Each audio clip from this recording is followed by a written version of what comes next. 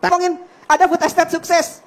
Kayaknya semua orang tahu deh, dari 600 hektar food estate di Gunung Mas yang dibilang sukses sama Mas Gibran, itu cuma 3 hektar jadi jagung. Jadi ditanam singkong, yang temu jagung di polybag, yang dipanen kayu meranti.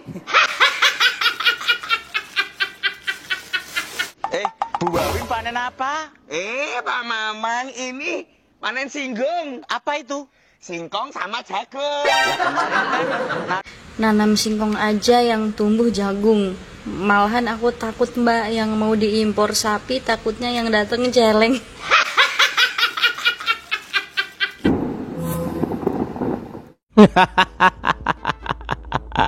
Tanam singkong tumbuh jagung. Netizen ada-ada aja ya. Jangan-jangan ntar kalau impor sapi datangnya celeng katanya.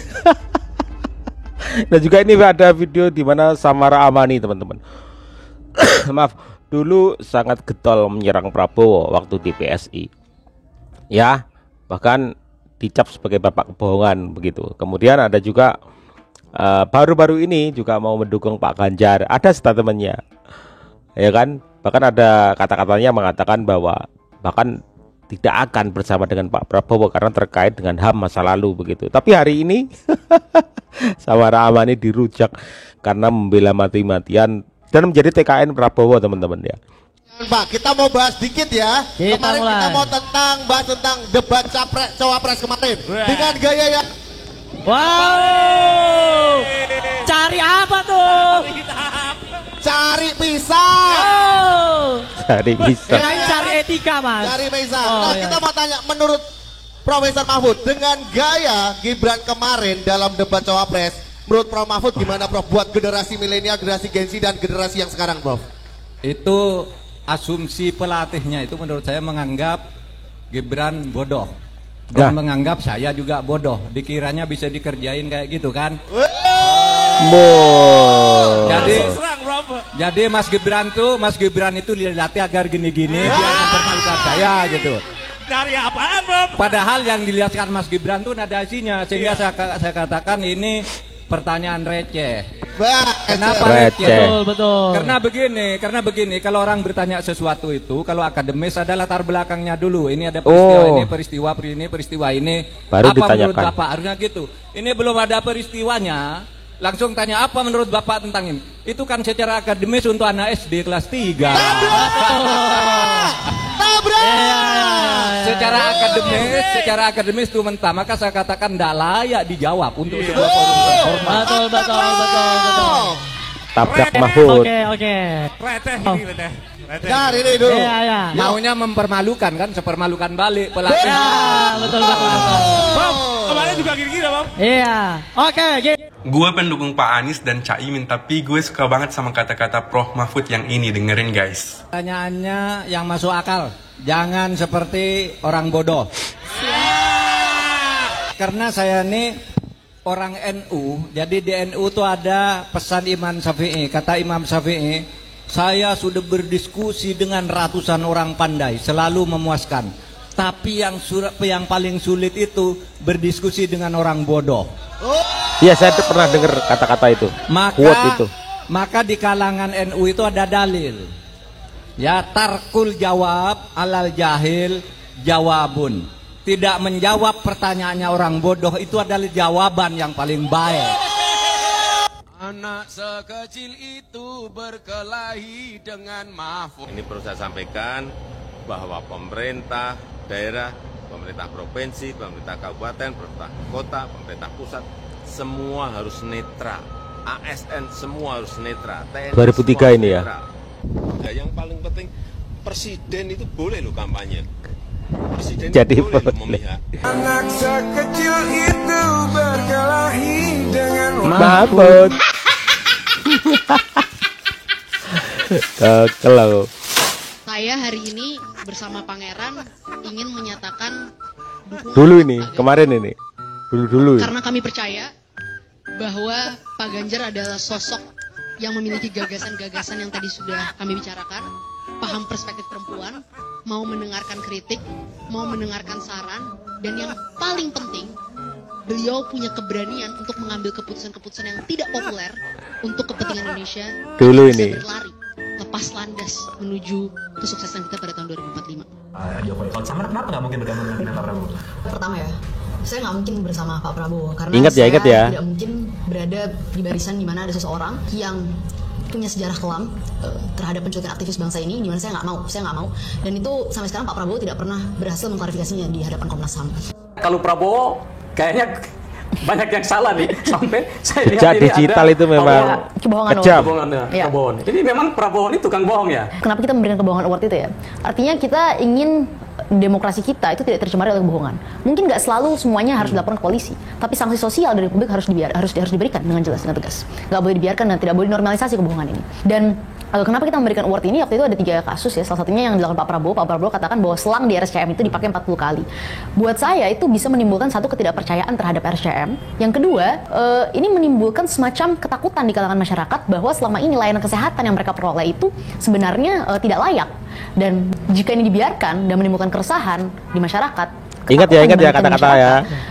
Saya tidak bisa membayangkan demokrasi semacam apa yang akan kita raih gitu, yang kita dapati gitu. Jadi kita harus betul-betul mengisi demokrasi kita dengan hal-hal yang substantif, dengan hal-hal yang baik dan tidak diisi oleh kebohongan seperti itu. Karena itu kami di PSI ya kita bikin semacam political trolling lah istilahnya. Political trolling dengan memberikan penghargaan gitu kepada Pak Prabowo. Kebohongan itu kalau kita biarkan dan tidak kita klarifikasi dan tidak ada yang mencoba untuk melawan itu, maka kebohongan lama-lama akan dianggap sebagai kebenaran. Jadi sekarang udah jadi TKN Prabowo. Dulu serang-serang terus. Etisan, menurut saya etis ini menarik sekali gitu ya. Kalau saya mau bicara masalah etika dan keetisan, boleh nggak saya balik pertanyaan ini kepada bapak-bapak yang duduk di sini? Dan saya menarik juga, saya bersadar, Isis Grace ternyata kita perempuan satu-satunya dari tim Prabowo Gibran yang dikirim ke sini di meja ini. TKN Prabowo sebegitu habilnya, mudahnya berubah. Kemarin 23 Juni menyebut calonnya Pak Ganjar karena pro perempuan. Hari ini juga berpindah lagi ke Pak Prabowo. Perempuan labil ini. Begitu labilnya. Di sini, dan saya menarik juga, saya bersadar, Isis Grace ternyata kita perempuan satu-satunya dari tim Prabowo Gibran yang dikirim ke sini. Ini sejak awal sudah menyampaikan 3 statement Mbak Samara, tapi Mbak Samara tidak mengklarifikasi. Artinya benar bahwa Mbak Samara pernah mengatakan Gibran nyolot, yang kedua politik dinasti, yang ketiga Pak Prabowo terlibat dalam penculikan. Artinya kami melihat bahwa sebegitu labilnya, mudahnya berubah. Kemarin 23 Juni menyebut calonnya Pak Ganjar karena pro perempuan. Hari ini juga berpindah lagi ke Pak Prabowo. Tapi kami melihat bahwa ada sebuah kata-kata mutiara dari Syekh Abdul Qadir Al-Jailani. Dia mengatakan bahwa adab itu lebih tinggi dari ilmu. Kalau sekedar ilmu, setan pun lebih tinggi ilmunya dari manusia. Bang Masinton. Pemerintahan saat ini masih menjadi bagian dari pemerintahan saat ini, tetapi masih menjadi bagian dan mengkritik menjadi cawapres. Saya mau tanya lagi, Pak. Ngomong mintra-mintri saya naik udeli dewi. Ngomong melenca-melenci. Entut birut. Berikan gerakan Samara. Lalu juga memberikan pernyataan-pernyataan yang meremehkan, bahkan menolak untuk mengelaborasi pertanyaan dengan dalih, kan Anda profesor. Jadi bagaimana yang satu dikatakan itu adalah menyerang personal karena mempertanyakan kinerja, ya, lalu tiba-tiba kita melihat badai tangisan di sosial media, tapi ketika ya ada sebuah gerakan merendahkan, pernyataan yang juga merendahkan, lalu dianggap itu adalah hal yang etis karena diakhiri dengan meminta maaf. Saya rasa ini merupakan sebuah pertunjukan akrobat logika bagi warga negara Indonesia yang menurut saya akan membuat banyak orang bingung. Nah itu keduanya bukan mempertanyakan kinerja Menhan, itu tapi memberi nilai, menjudgment. Memang tidak boleh. Warga negara Indonesia tidak boleh memberikan nilai kepada pejabat publiknya. Bukan dong, di situ konteksnya mereka sebagai sesama kontestan capres yang senang warga Indonesia. Betul. Loh, mau dia capres, mau dia cawapres. Posisi adalah 2 orang warga negara biasa yang kebetulan lagi jadi capres. Tapi bukan pejabat publik. Kebetulan gitu. lah, orang cuma ada 3 capresnya kok kebetulan. Makanya itu, kalau misalnya tidak boleh mempertanyakan, apakah memang kalau orang lagi menjabat nggak boleh ditanyain? Ya, tidak boleh dipertanyakan mana datanya boleh, dibilang salah, tapi bukan dihakimi. Anda menghakimi. Masalah penjabatan dihakimi, partainya Mbak Grace sering deh ke Pak Anies Baswedan waktu jadi gubernur. Bahkan kadernya yang jadi caleg di Jakarta Selatan juga ngeposting foto Pak Gubernur dengan mimik badut. Bahkan dulu menghakimi Prabowo. Dan ini, dan satu lagi yang perlu dikatakan adalah ketika usai debat ketiga ya, Presiden kita Pak Jokowi itu mengatakan bahwa kalau berdebat itu visi misi, jangan nyerang personal. Dan semua setuju ya, semua setuju. Tapi rupanya kemarin pada saat debat cawapres ada yang luput rupanya menaati arahan dari Pak Presiden. Itu apakah itu sebuah hal yang kita nggak usah ngomongin soal etika yang jelimet lah. Sebenarnya ada, kalau saya nih ya, ada lagi beberapa poin penting. Ini Mbak Grace dan Ini kok Samara. kompak banget ya barisan sini sama ini. Saya ingin menambahkan. Kompak kali enggak. Jadi kalau kita bicara tentang adab ya kan, ada ketum PSI dulu bilang Pak Anies pembohong di depan Presiden. Kemudian memberi Pak Prabowo Uwet kebohongan, pemimpin pebohong. Ya kan? Lalu Samara 23 Januari nulis gini, saya nggak puas mungkin banget bersama Mas Inton. Pak Prabowo, karena saya tidak mungkin berada di barisan di mana ada seorang yang sejarah kelam terhadap penculikan aktivis bangsa. Siapa itu Bang? Siapa itu Bang? Samara yang ngomong, jadi itu lebih sadis menurut saya. Itu Saya nggak mungkin bersama Pak Prabowo karena saya tidak mungkin berada di barisan di mana ada seseorang yang punya sejarah kelam. Saya mau jawab dua hal dulu. Kita kasih ruang jawab dulu yang pertama, pertanyaan saya Anda bilang Gibran nyolot. Gak apa-apa, Bang Iqbal ini kebetulan maju di Jakarta Selatan. Satu-satu dulu, Bapak-Bapak. Jadi kita tepuk tangan. Siapa tahu Bang Iqbal akan dapat suara besar di dapil saya dulu. Bisa jawab nggak pertanyaan saya? Nyebut itu politik dinasti, nyebut Gibran nyolot dan harus diberitahu. Gak apa-apa, kita akan jawab pertanyaan yang pertama adalah semua orang bicara soal Mas Gibran katanya tidak santun dan lain sebagainya. Ketika Mas Gibran berbicara hal yang sangat penting, hal yang sangat substantif terkait green inflation, Pak Mahfud menjawab itu dengan pertanyaan recehan. Padahal itu pertanyaan yang sangat penting, pertanyaan yang sangat-sangat relevan di masa saat ini ketika transisi energi memang menyebabkan kenaikan semua sekarang sedang berkontestasi gitu. Semua sedang berkontestasi. Selesai kontestasi kita kembali berrekonsiliasi, itu yang dicontohkan oleh Pak Jokowi dan Pak Prabowo. Yang dikritik pada debat Capres adalah kinerja Menteri Pertahanan aktif. Menteri Pertahanan aktif, dia masih aktif, belum cuti, dia masih memanfaatkan APBN. Itu yang perlu digarisbawahi. Dan kemarin banyak sekali menteri beraktif yang ada hadir di debat gitu. Itu bisa dilihat sama semua orang. Itu hal yang wajar ya? Menteri aktif yang hadir di situ. Gak ada di 1 sama 3 kayaknya. Nah, ngomongin ada food estate sukses. Kayaknya semua orang tahu deh, dari 600 hektar food estate di Gunung Mas yang dibilang sukses sama Mas Gibran, itu cuma 3 hektar jadi jagung. Jadi ditanam singkong, yang temu jagung di polybag, yang dipanen kayu meranti. Bener, itu 600 bener. hektar. Mas yang dibilang sukses cuma 3 hektar. Tanam singkong tumbuh jagung.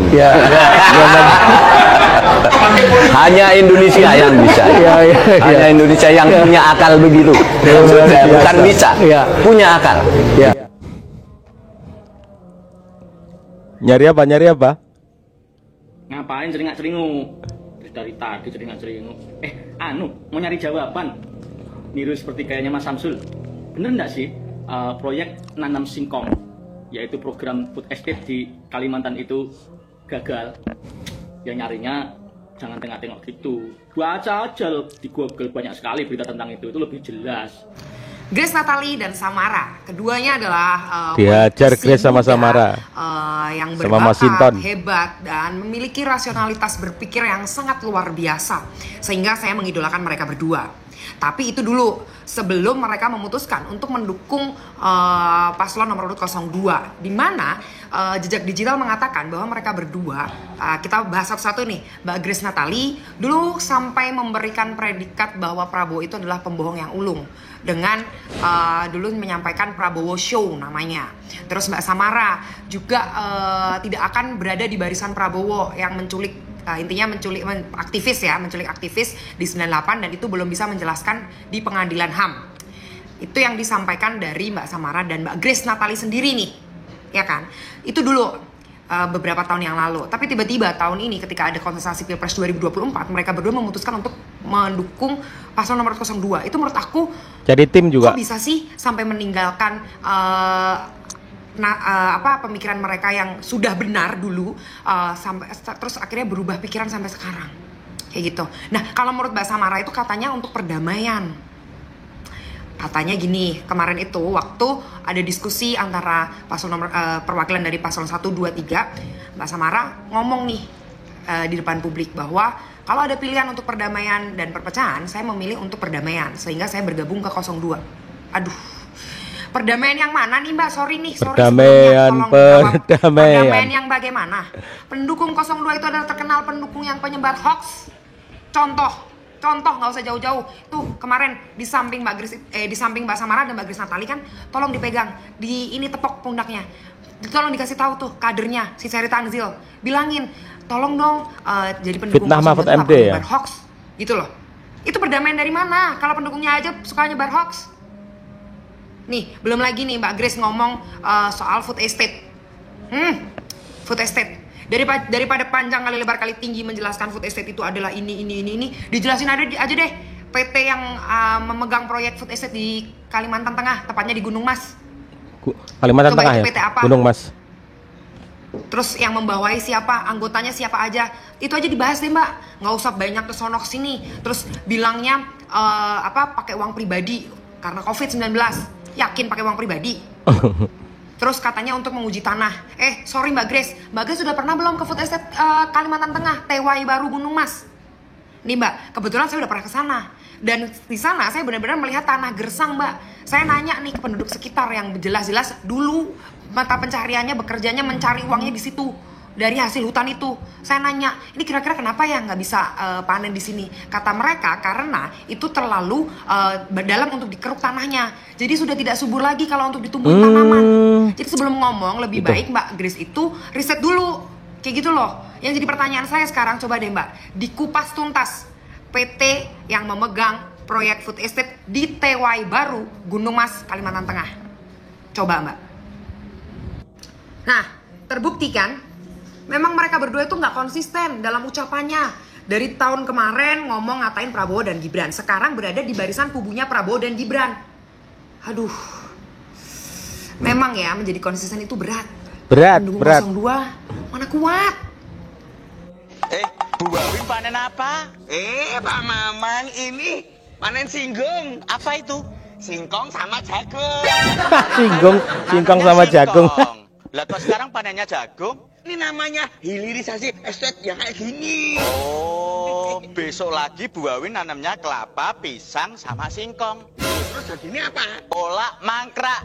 Iya. LHO LUNG kok KOK. Yo ye. Jauh gak jauh.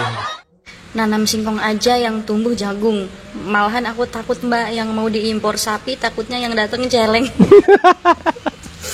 Yang datang celeng. Impor sapi dak. Khawatirnya yang datang celeng gitu. Ngakak. Kalau dipikir-pikir bener juga ya. Bener. Aku sampai nangis. Nanam singkong tumbuh jagung. Nanam singkong. Impor sapi khawatir yang datang celeng. Ya Allah. Sampai batuk-batuk. Santai, kalem. Iya bener juga itu. Kalau dipikir-pikir ya, nanam singkong tumbuhnya jagung ya. Ntar kalau misalnya impor sapi yang datang celeng. Astagfirullah. Aduh, ngakak banget gua. Aduh. Anak-anak disuruh minum susu celeng. Aduh, kacau. Aduh, perutku sakit banget. Kacau. Kalem. Aduh. Astagfirullahaladzim.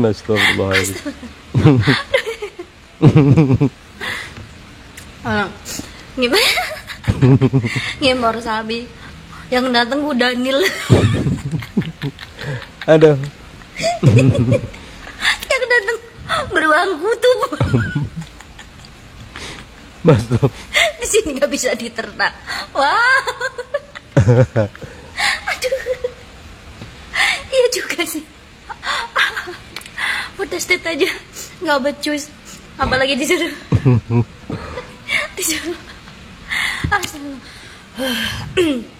Food estate aja nggak becus ya nanganin, apalagi ini merealisasikan program makan siang gratis. Kirain simple gitu kan ya, makan siang gratis oke lah gitu, walaupun saya nggak setuju dengan program itu, tapi awalnya tuh kirain simple, nggak sampai ngimpor sapi, nggak sampai ya Allah, pokoknya ribet lah gitu kan ya, belum lagi biayanya gede banget lagi ya kan, bikin bangkrut negara. Niat hati.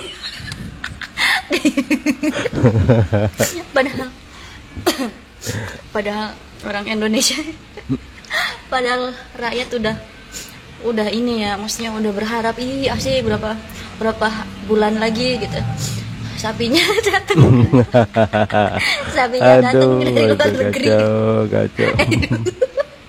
Pas udah datang dilihat, dibongkar, ternyata bukan sapi yang datang. Apa tuh? Malah babi ngepet. Astagfirullah. Beruang kutub. Kacau. Tanam singkong, tumbuhnya jagung. Singgung jadinya. Ada netizen ini. Ntar khawatirnya itu impor sapi dari India yang datang celeng. Astagfirullahaladzim. Udah. Ini yang paling menggelikan itu Samara, teman-teman. Memang jejak digital itu sangatlah kejam. Ya, jejak digital itu sangat kejam. Di mana dia pernah mengolok-olok Prabowo, mendukung Ganjar, ya kan? Menyebut Pak Prabowo adalah bapak kebohongan, begitu.